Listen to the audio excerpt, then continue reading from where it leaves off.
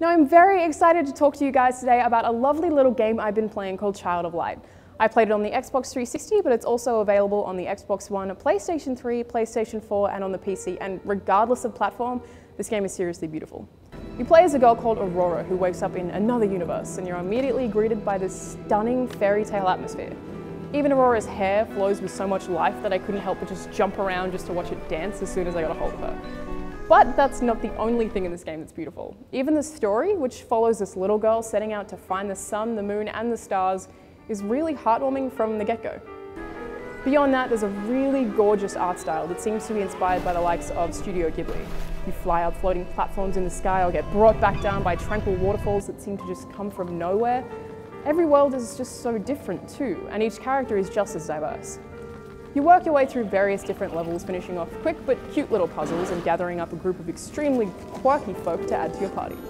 Your party will come in handy in the turn-based combat sequences, where you're set up against a variety of enemies.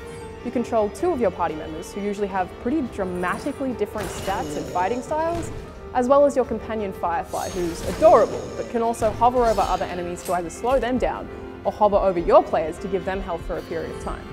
Being able to slow your enemies adds this whole new tactic because each enemy gets to attack at a certain pace. Some are faster than others, and specific moves get cast faster than others, meaning there's just a whole lot of strategy behind what attack you use, be it fast or slow, or which enemy you should take out first, depending on how fast or slow they are. Each successful fight will leave you with a wad of experience points, similar to a JRPG. And as you level up, you unlock new skills for each of your party members in a very extensive skill tree. There are also crystals which you'll pick up around the world that you can craft together and give to your different party members, giving them certain buffs and perks. And honestly, for a game that seems really simple and perhaps almost childish in its fairy tale beauty, it actually has a whole lot of depth as an RPG. Now, the biggest downfall of Child of Light is that every single character, bar one, speaks in rhymes. Initially, it was kind of lovely. Kind of. That only lasted like a minute.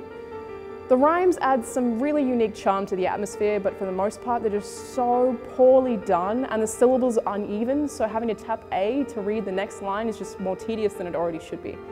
It's not even that it's cheesy, it's just that it feels a bit like the entire script was written by Yoda, drunk Yoda, with lines like, "Mother and her Duke, tears of joy will shed. I just can't help but feel glad that Yoda found some work after Star Wars wrapped up." Overall, it's a beautiful and surprisingly intense game that really shouldn't be dismissed just because of the fairy princess tale aspects, because it's so much more than that. The awful dialogue is bearable, but definitely an unfortunate downside. But that's it for today, you guys. I'm Alanah, and this has been Button Bash.